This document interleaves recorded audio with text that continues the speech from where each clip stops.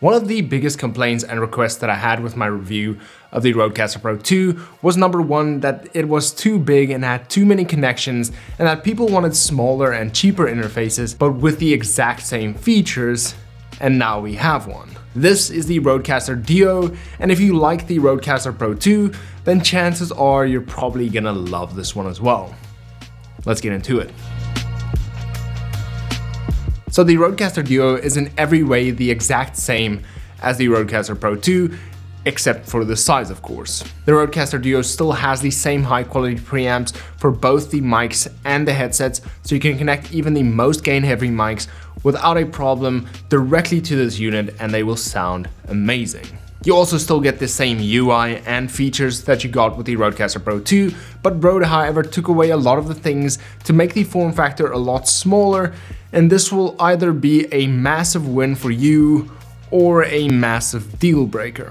So number one is the obvious, and that is that the Duo now only has 2 XLR inputs instead of 4. Now for my use case, 4 has always been way too much, and 2 is probably still too many, but it does allow for some freedom if I want to add perhaps a shotgun mic to my streams, or connect a shotgun mic to record videos directly at my desk on the RODECaster Duo itself, or if I just want to connect a guitar to maybe practice some guitar or to use it on live streams, I at least have that flexibility to have all of those options available to me when I need them. Then with that, you also only have 2 headphone outputs, which makes sense. They also removed the physical record button, which at first I was sad about because I use my RODECaster Pro II to record all of my YouTube videos that we're doing right now, and the physical record button makes it really easy just to record, stop, pause, whatever I needed to do while recording these sort of videos. But since I've gotten the Duo will actually now be replacing my RODECaster Pro II on my desk, and that means that I'll now have my RODECaster Pro II free to use to record videos like this, and I don't have to disconnect them anymore on my desk. And the Duo also takes up less space, which will also free up some space on my desk as well. So that is really not a big deal for me. And if you need to record, you can still press the record button on the screen itself to make use of the record function on the RODECaster Duo.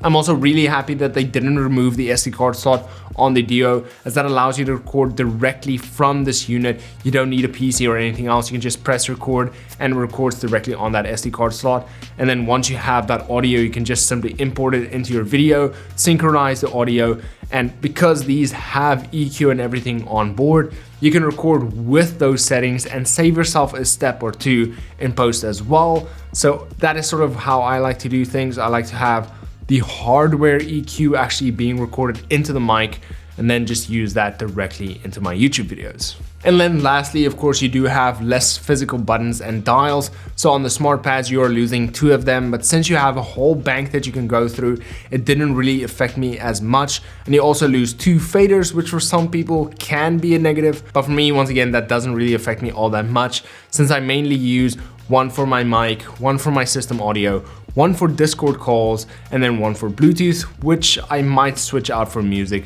later down the line. And then for the rest, you can still add them, and they'll just be tucked away here on the side, where you can still change their volume, mute them, or listen to them by simply clicking on the tic tac and using the knob to change the volume, or by clicking on the mute or listen to use those functions. As far as the rest goes, everything is sort of identical.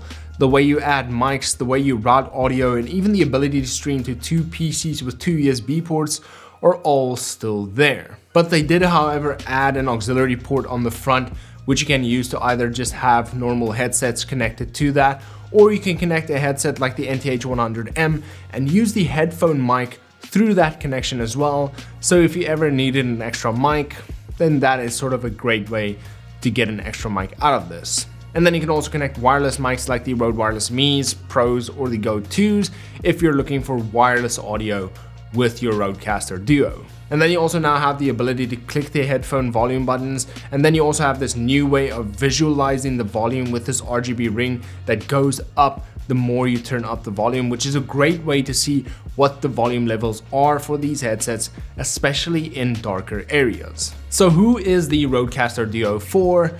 And for me, honestly, it's for people who need only 2 microphone inputs, even though you can connect wireless mics and your NTH100M as well.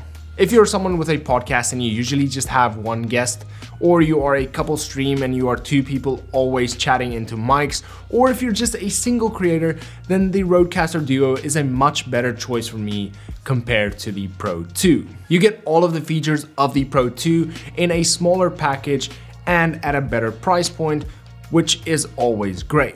This for me is also aimed towards people looking for a RODECaster Pro II, but have limited space on their desks, as the RODECaster Duo will take up less of a footprint on your desk. And it's also great for people who want to be live streamers or content creators, but Rode also recently released the Streamer X, which comes in at a cheaper price, is even smaller, and still has the same features as the Duo and the Pro II, but is run via the Unify app and even has a built-in 4K capture card, making it the best choice out of all three for live streamers and content creators that need an audio interface as well as a capture card. For me, I love physical buttons and physical faders. They are easier to use, they're much easier to adjust on the fly, and a whole lot less can go wrong if you have a physical unit compared to things running on software.